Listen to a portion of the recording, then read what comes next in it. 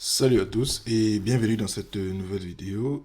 Aujourd'hui, nous allons voir ensemble un petit peu la notion de stockage local. Donc, qu'est-ce que nous allons faire concrètement? Cette vidéo sera faite en trois phases. Donc, la première, nous allons voir ensemble comment stocker une donnée de type string. Donc, nous allons un petit peu stocker ça. Nous allons voir comment est-ce qu'on peut stocker ça. Par la suite, nous allons essayer ensemble de stocker un tableau et un objet. Voilà, on va un petit peu voir comment est-ce que le stockage ça se passe lorsqu'on a ces trois types de données. Donc, et déjà d'entrée de jeu, c'est quoi le stockage local? Donc là, si vous vous souvenez un petit peu de, de notre plan pardon, de formation, normalement à cette étape, de notre formation, on ne peut pas encore parler de base de données parce que voilà, nous sommes encore au niveau du front-end, on n'est pas encore au niveau du back-end. Alors, le stockage local, où est-ce que ça va se passer? Est-ce que la dite base de données, entre guillemets, ça sera ici un fichier local, un fichier qui serait édité au niveau de notre application? Non, déjà je vous rassure, ce ne sera pas un fichier qui sera édité. Par contre, notre base de données, entre guillemets, ici, ce sera le navigateur. Bah ouais, vous ne rêvez pas, ce sera le navigateur. Alors, c'est quoi l'affichage local? Donc, d'entrée de jeu, déjà, comme je l'ai dit, pas l'affichage local, mais le stockage local. Ok. Donc, ce que je voulais tantôt dire, c'était que au niveau de notre navigateur, si on fait inspecter, on se rend compte que on a un panel de fonctionnalités qui sont intégrées. Et généralement, lorsque l'on surfe, lorsqu'on est sur Internet, donc par exemple, si je viens et peut-être sur YouTube, par exemple, alors vous allez remarquer ici, voilà, il y a pas mal de vidéos qui apparaissent et tout. Voilà, il y a pas mal de vidéos. Alors, si on vient au niveau de l'inspection, on fait inspecter, on va se rendre compte que à ce niveau, il y a déjà le code source qui est chargé et interprété par les moteurs YouTube. Au niveau de application, on va se rendre compte qu'il y a des systèmes de stockage local. Les voici.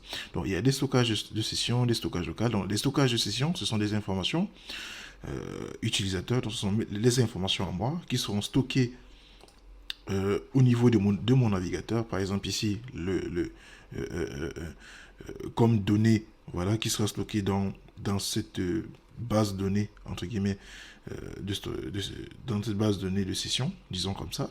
C'est ici, c'est un ID, voilà, et la data, c'est des YouTube desktop.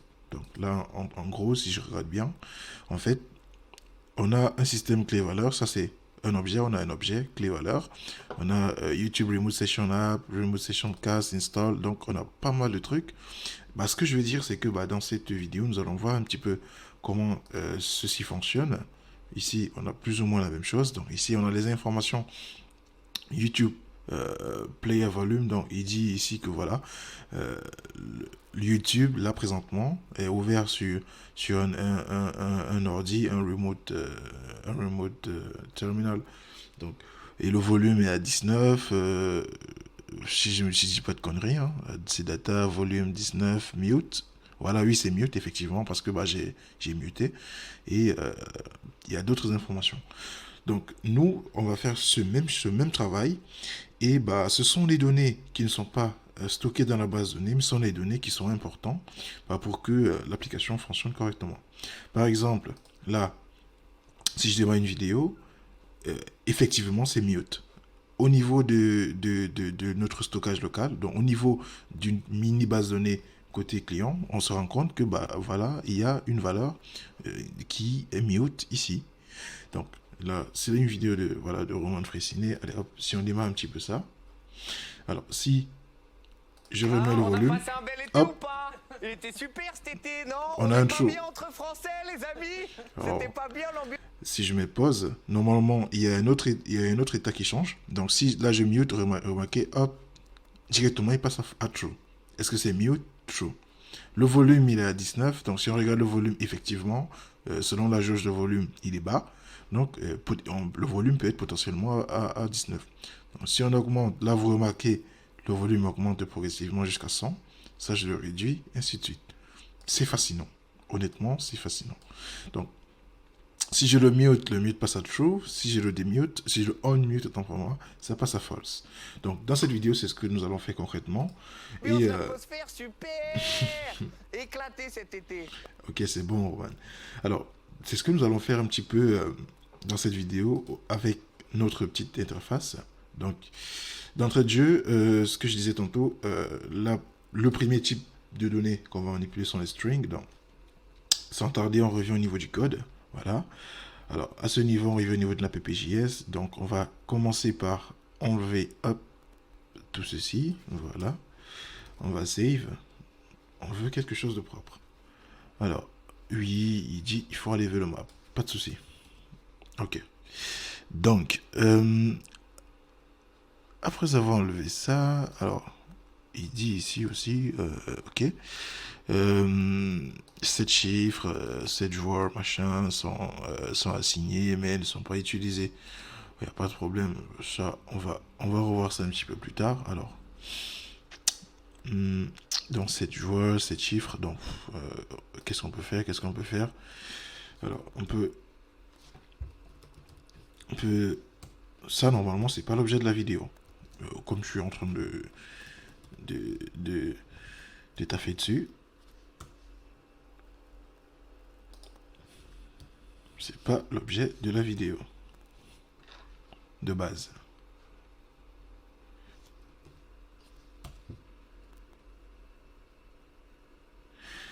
Bref, ça, on va voir ça plus tard. Sauf que, moi, j'aime pas trop. Bon, perso, hein, j'aime pas quand il y a ces gribouillis là. Bon, bref, là, je crois que j'ai une idée. Donc, je vais. Qu'est-ce que je voulais faire d'abord? Alors, moi, je vais. Qu'est-ce que je voulais faire déjà? Donc, je comptais commenter tout ça. Donc,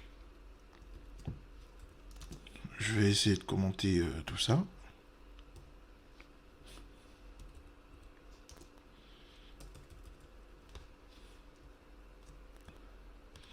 Donc, on va essayer un petit peu. Alors, là, je sais pas pourquoi on va. Normalement, le. Bah ouais, voilà. Hein. Bah, ça a pris. Ok. Donc, hop, je vais faire ça ici, comme ça. Voilà. Et, à ce niveau, je crois. Non. Alors, on va commenter. Non, normalement, il ne devrait pas. Alors, on va essayer un petit peu. On va plutôt essayer. Alors, je sais pas si le terminal il fonctionne toujours. Alors, oui, on va essayer de redémarrer notre serveur local. Donc,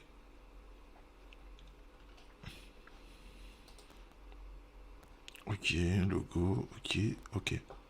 Bah, normalement, on est bon. Ok, comme je disais, normalement, on est bon. Pas besoin d'opérer des modifications au niveau de l'autre composant. Enfin, si il est déjà débranché de la PPJS, normalement, toutes les modifications, s'il y a une erreur de code ici, normalement, le terminal ne doit pas pouvoir signaler simplement parce que il n'est pas branché. Donc, techniquement, il n'est pas visible. Le compilateur ne le voit même pas. Ok, donc, nous allons déjà commencer par créer, voilà, d'entrée de jeu, on va commencer par créer notre nouveau fichier qu'on va appeler stockage.js. Voilà. On va faire IMR, donc on va importer ici React. Par la suite, on va faire un FC. Donc, on a besoin d'un composant de fonction qui va s'appeler stockage. J'ai écrit stockage à la place de stockage. Parfait. Et au niveau du return, bien sûr, on n'oublie pas qu'on aura besoin de notre conteneur ici qui sera une div. Parfait. Donc, on aura, ça, la routine, vous l'avez déjà, donc on va l'appeler stockage. Oh, j'ai dit stockage. Stockage local. Voilà, stockage local de, voilà, d'un string, voilà, d'un array et d'un objet. Un object. Stockage local d'un, je ne vais pas écrire chaîne de caractères, tableau et objet, d'un string, array and object. Ok. C'est vrai, c'est du français et de l'anglais, c'est un peu chiant, mais bon. Ok, là je crois qu'on est bon normalement. Là on exporte stockage. Si on vient ici à ce niveau, on importe. Voilà, on va importer stockage. Et normalement à ce niveau, on va appeler notre stockage. Alors, parfait.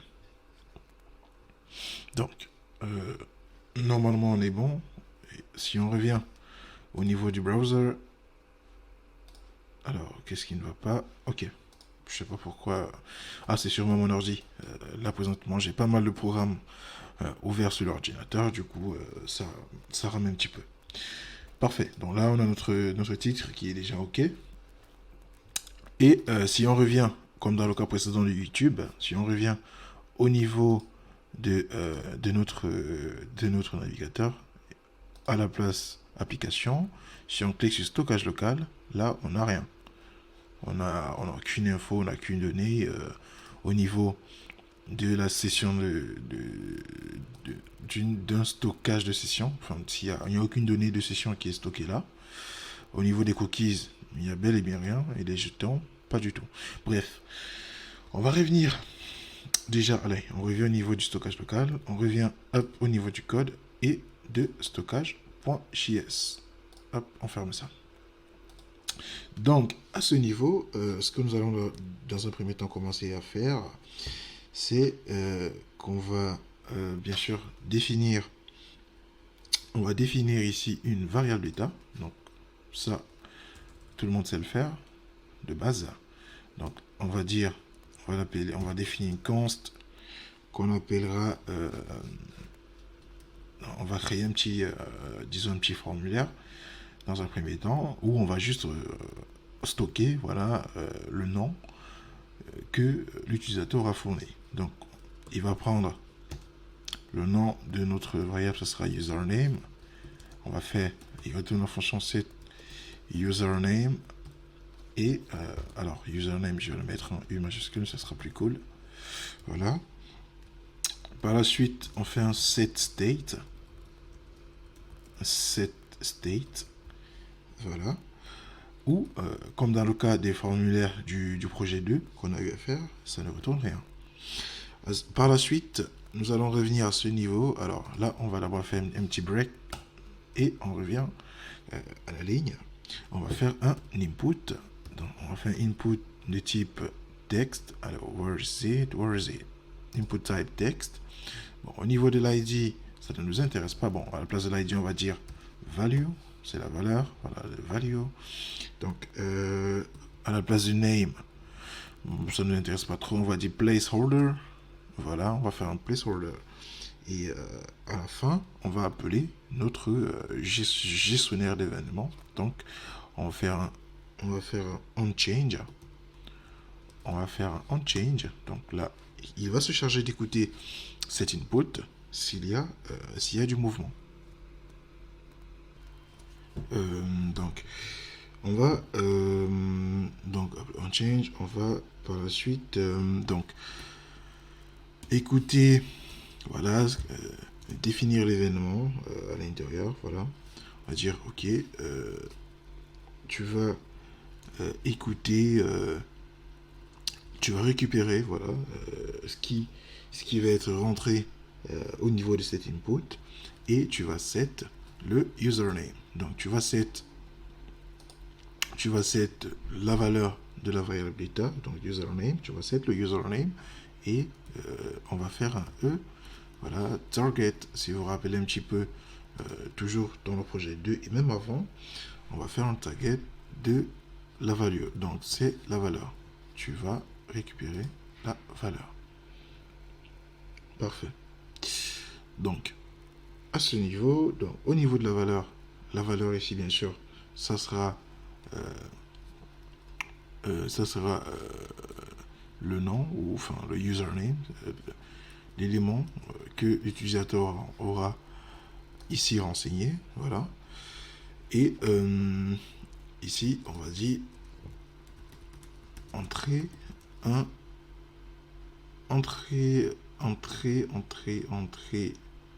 titre. Voilà. On va dire entrer un titre. Alors, ici, il me dit, voilà, le set state, voilà, il est déclaré, mais il n'est pas utilisé, blablabla. Bla, bla. OK. Donc, it's not defined. There's no problem. OK. À ce niveau, on n'oublie pas, lorsqu'on fait un import avec React, et là, on va définir notre set state. Tout est OK. Parfait. Donc, dès que ceci est fait, on va par la suite créer, donc on va faire un petit break. Alors, let's make a break here. What the fuck? OK. On va faire un break.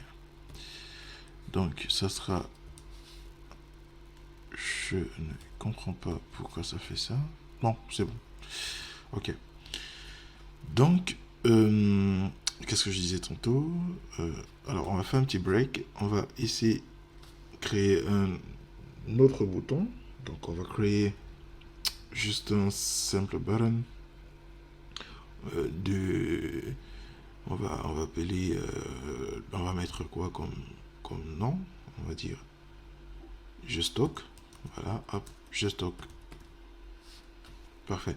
Et par la suite, à ce bouton, on va également donner un gestionnaire d'événements, un écouteur d'événements, ici qui sera le on-click. Donc si ce bouton est cliqué, voilà, on va appeler la fonction on va appeler une fonction que on va appeler une fonction. Alors, on réfléchit au nom de la fonction, on va l'appeler comment? Donc, on va l'appeler je stocke. Voilà. Je stocke. Voilà, tout bête. On va l'appeler je stocke. Et à ce niveau, donc après avoir initialisé notre React Beta, on va donc définir cette function je stocke. Voilà. Et on va ici, allez hop, on va ici définir, donc on va ici définir, qu'est-ce qu'on va définir? Alors on va définir un nouveau paramètre. Donc ceci, lorsqu'on arrive dans cette partie, lorsque l'utilisateur aura déjà saisi l'élément, enfin le titre, le nom qu'il veut dans l'entrée, voilà, quand il va cliquer sur je stocke, à ce niveau, il faut que l'instruction qui sera rentrée ici, donc voilà, stockage local, donc l'action de stocker ce qu'il aura rentré, ça va se passer au niveau de la fonction je stocke. À ce niveau, on va faire appel au local storage, voilà, qui est ici. Alors si on appelle ça, on va faire appel ici au local storage point set item. Là voici set item. Là l'IDE nous a mis un petit macaron là pour dire voilà, c'est là c'est l'attribut par défaut.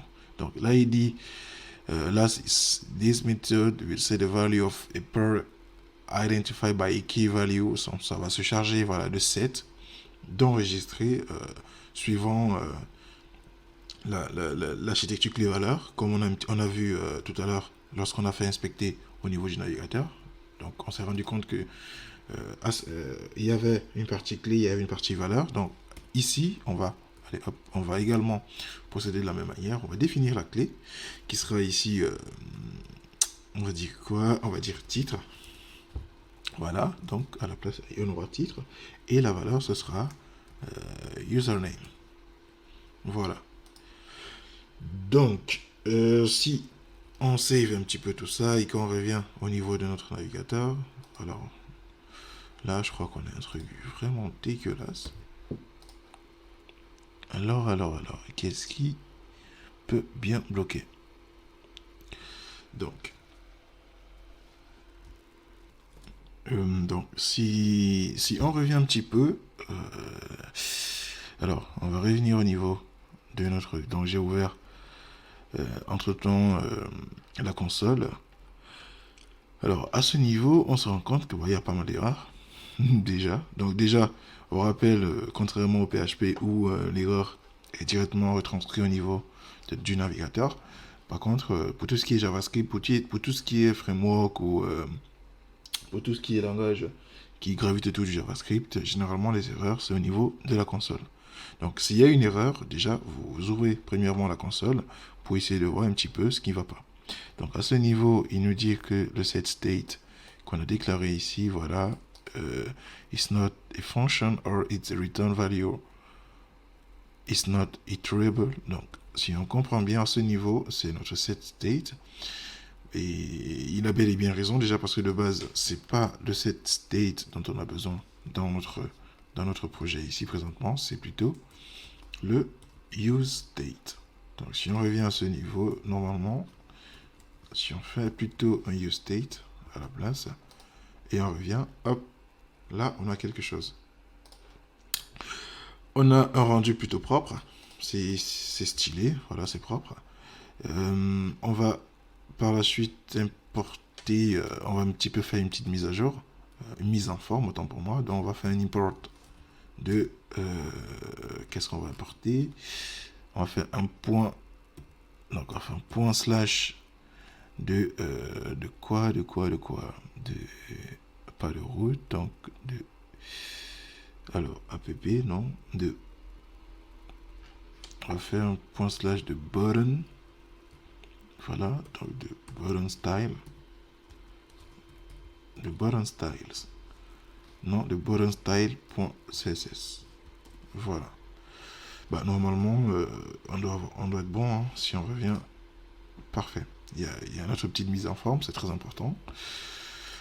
Et alors, on va un petit peu revenir sur le projet Authentication, où on avait taffé un petit peu sur le CSS, et on va, voilà, hop, je crois qu'on va récupérer ce code. Il est plutôt stylé à mon goût. Donc, hop, on va revenir au niveau de notre Hello World, dans le fichier button style, et on va remplacer, je crois, pour avoir le même thème. C'est stylé, ça va. Donc, à ce niveau, normalement, donc si on rentre, par exemple, un titre, voilà, quelque chose, si on rentre par exemple, allez, hero code, et qu'on dit je stocke, normalement, si on vient au niveau de l'inspection, au niveau de l'application, on a au niveau, ici on voit, parfait, on a à ce niveau la clé qui est le titre qu'on a défini et la valeur c'est HeroCode. Si on met plutôt voilà, React.js, si on met plutôt React.js, on fait je stocke, vous voyez, hop, cette valeur directement elle est mise à jour une fois que on a un clic sur le bouton. Donc ça c'était un petit peu comment est-ce qu'on peut faire pour stocker, voilà, pour stocker, alors je vais changer, hein. Voilà comment est-ce qu'on fait un petit peu pour stocker les données, la data dans une base de données locale, voilà, et une donnée, enfin une data de type string. Donc là maintenant